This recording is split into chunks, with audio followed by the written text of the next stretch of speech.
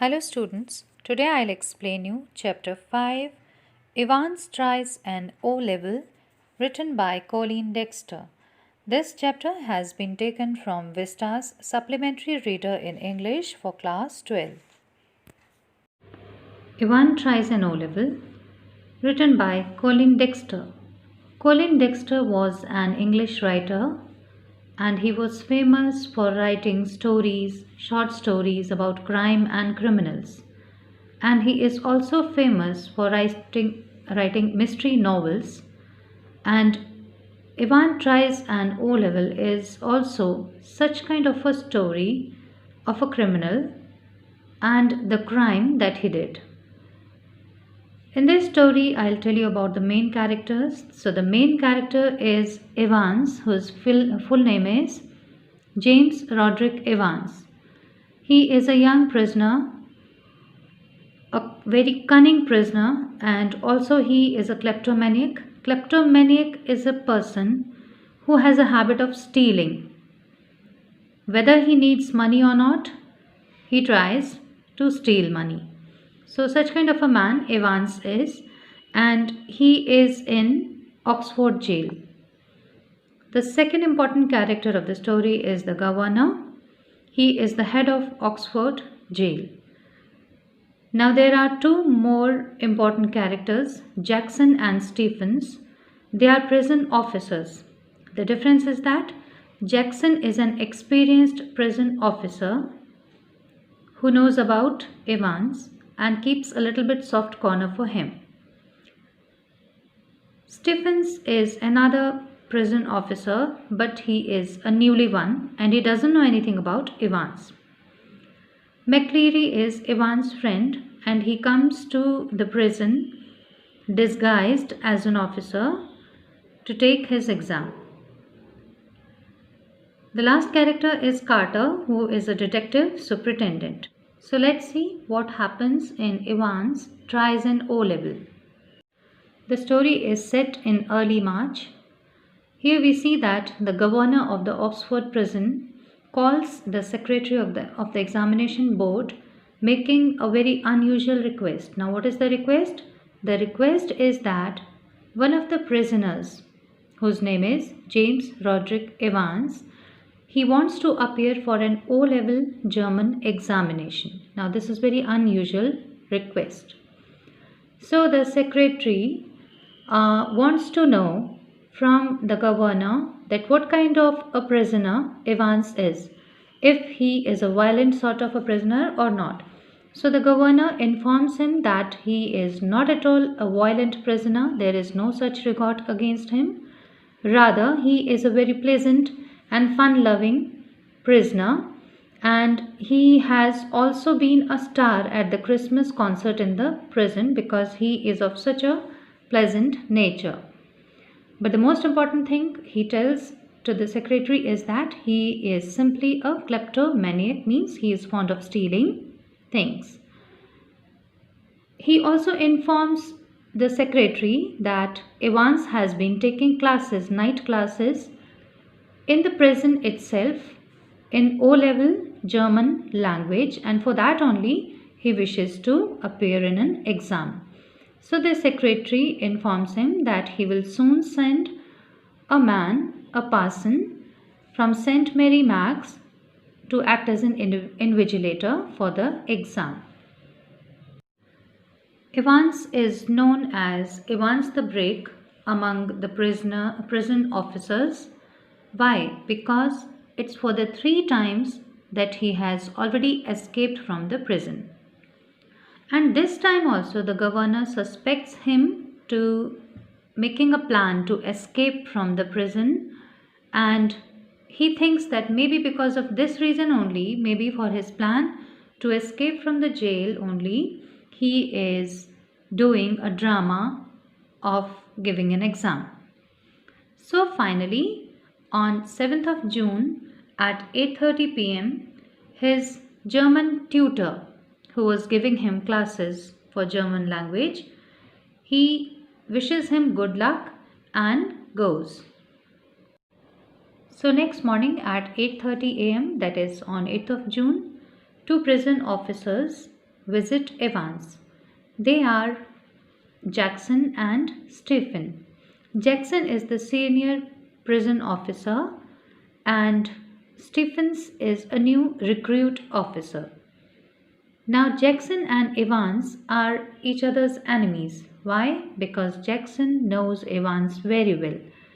And because he knows his escaping skills very well, and that's why he calls him Einstein and mocks upon him.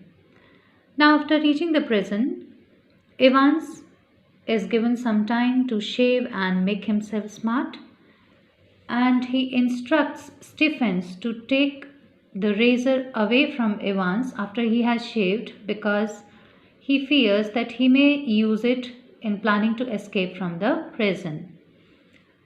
Now he sees that he is wearing a very dirty bobble hat.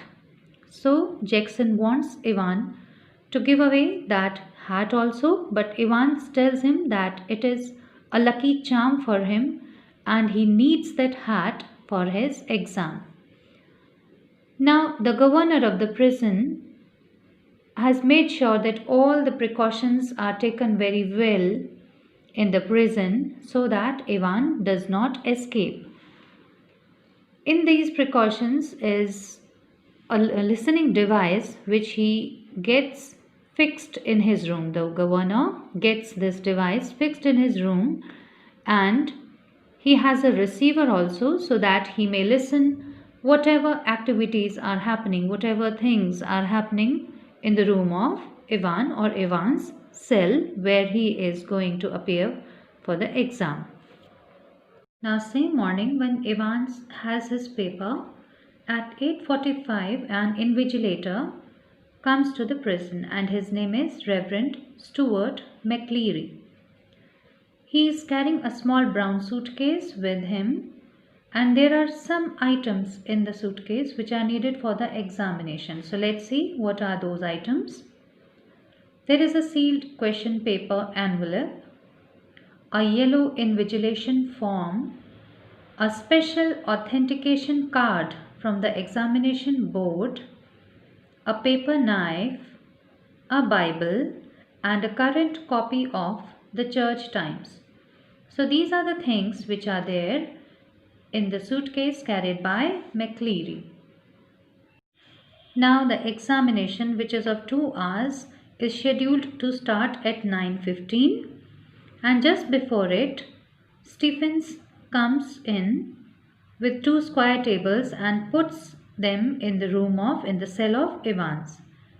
He also brings 2 chairs with him. Now Jackson comes to the Evans cell and warns him to behave properly. Jackson also informs him that the governor doesn't trust Evans at all, and because of that only the governor will be listening to each and every talk, to each and everything going on in the cell where Evans is giving his paper. So he has to be very careful. Now McLeary enters Evans' cell and he finds that Evans is busy studying his elementary German grammar book. At 9:10 a.m. the governor switches on the receiver to listen what is happening in his cell and he confirms if all the precautionary measures have been taken properly. But he knows from within that even though all the precautionary measures have been taken, they have made all the arrangements to control Evan. But still, if Evan has decided to escape, all his precautions will be in vain. This is very much clear to the governor. Now one idea strikes his mind that he must go to see what McLeary has carried in his suitcase because he was worried about McLeary and he did not want that Evan should hurt McLeary and run away from the jail. So he wanted his officers to check his suitcase. When McLeary's suitcase is searched, the officers are suspected to see a small inflated rubber ring in his suitcase.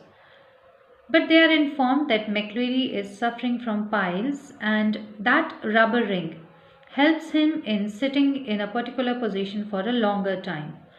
Now, when the officers are satisfied, they allow the invigilator into Ivan's cell.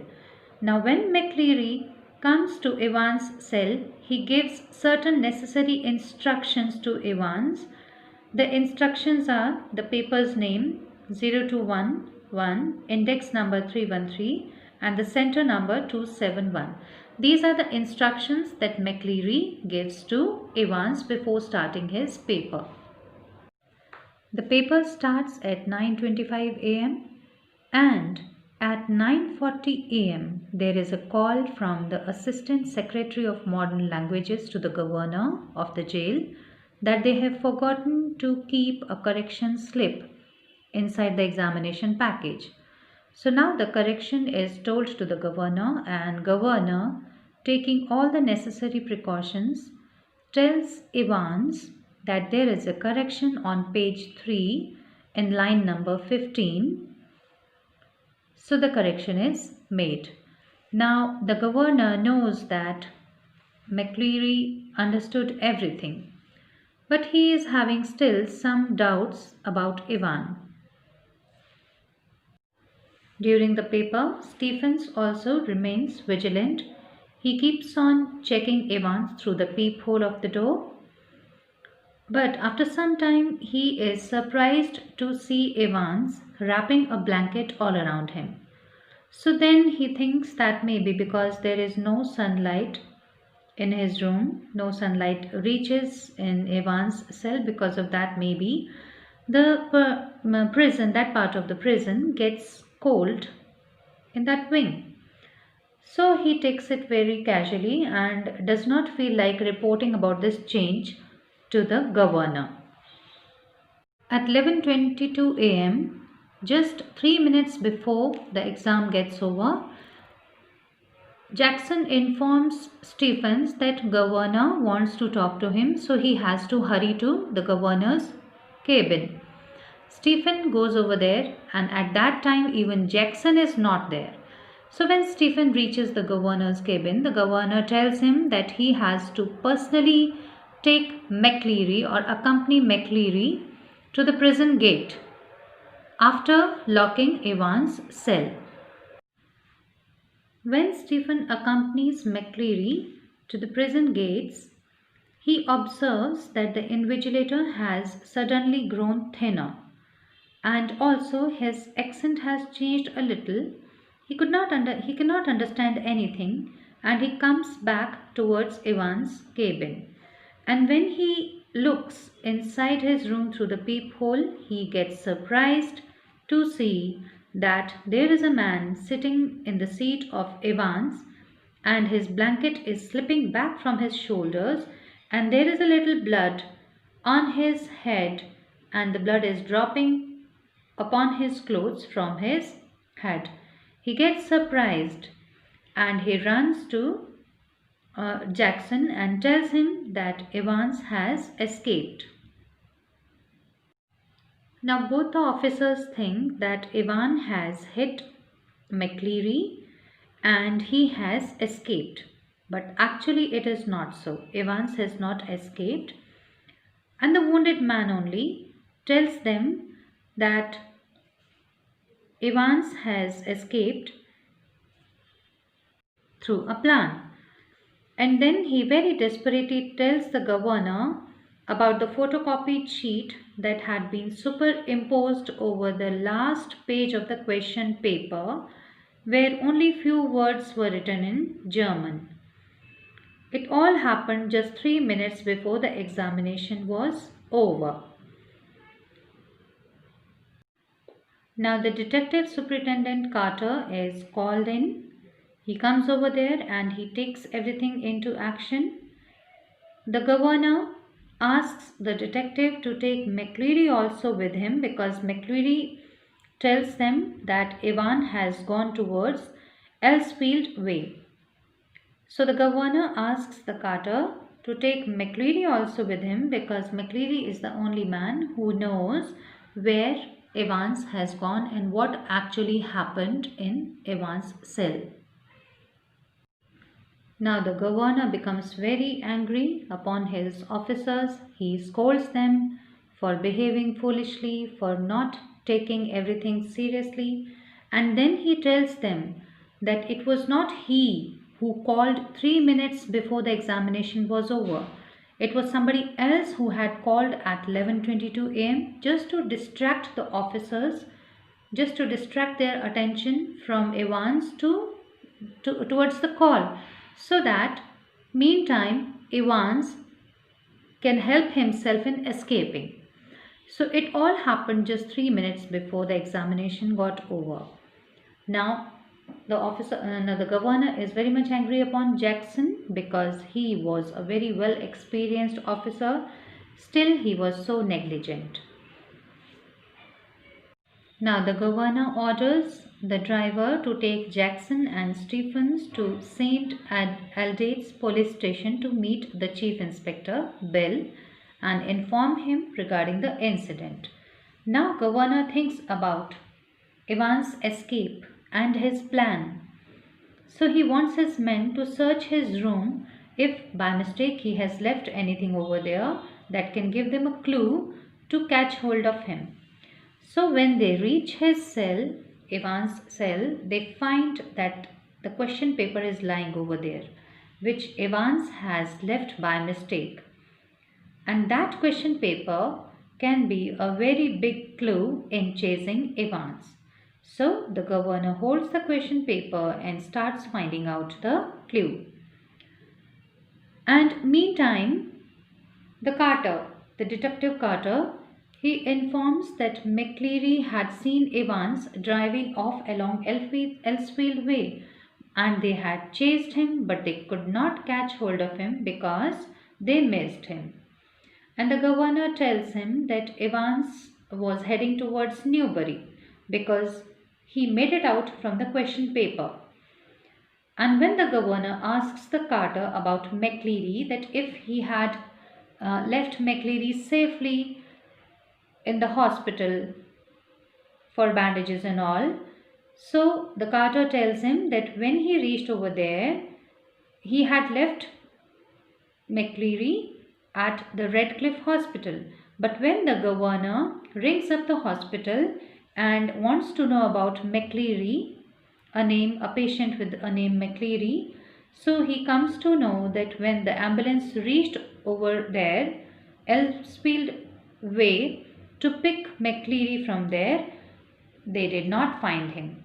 So when the governor comes to know that both Evans as well as McCleary are missing, now he understands very clearly that there is something very much wrong in this whole matter, and he makes up in his mind that maybe Evans and McCleary are connected with each other, and McCleary is the only man who is responsible for helping Evans in his escape from the prison. Now, a quarter of an hour later, the governor and his officers find the real McCleary bound and gagged in his own study. And he tells them that he has been there since 8:15 a.m. And now, governor is very much confirmed that McCleary had done all these things. The man who came in disguise to their prison as an invigilator, who was not actually McCleary. McCleary was the man who was found bound in his own study. They had bound him and they had walked out. Then McCleary had gone to the prison in disguise of McCleary. He was not actually McCleary, but he was one of Evans' men who had gone there to help him in escaping from the prison. And now let's see what happens in the Golden Lion, which is in the center of Chipping Norton. The Golden Lion is a hotel where Evans is assumed to be staying. So Evans is still wearing the parson's clothes and he is happy with his successful escape from the prison. Now being very happy when he moves towards his room at the hotel, the Golden Lion, and as he opens his room, his heartbeat stops because the governor is sitting just in front of him on his bed. Now the governor tells him that how he came to know that Ivan has reached this hotel after escaping from the jail, because he tells him that Ivan has done a mistake of leaving the question paper behind. Along with that, the correction slip was there, and the correction slip was having a clue in it. It was having the name of the hotel and the index number 313 and the center number 271 referred to the area where the hotel is, and that area was the Golden Lion of Chipping Norton. So in this way, governor tells him that he happens to know and he has now reached, and now the Evans has once more their prisoner. Ivan smiles and tells the governor that how he managed to bring blood upon his head even though he was not hit, and it was very smartly done by carrying a pig's blood in that semi-inflated ring brought by a disguised man in the disguise of McLeary. Now Evans tells that I am having many friends of mine, a lot of friends, and and McLeary, the man who came in disguise of McLeary, was one of my friends. The teacher who used to give night classes for German language to Evans in the prison itself was one of his friends. So he tells him that they all had helped him in escaping from the prison. Now eventually the governor brings Evans out of the hotel room. Now he is handcuffed, and governor asks one of his officers to take him to the chamber and to make him sit in the back seat of the prison van. And then the governor tells Evans that he will see him soon. But it appears to the governor that maybe Evans has some more plans in his store. In the end, the governor leaves from there, and as soon as the governor leaves, the prison officer, who is actually a friend of Evans, unlocks his handcuffs and asks the driver to drive fast. And now Evans tells him to turn to Newbury, and finally the governor and his officers are completely outwitted. They are completely once again cheated, and Evans manages to escape even after he was caught in the hotel by the governor himself. So Evans proves himself to be an engineer in escaping from prison very smartly, outwitting all the officers. Even after they had taken number of precautions, they had chased him, they had caught hold of him in the hotel, the Golden Lion. Still he escapes and proves himself to be a very smart prisoner.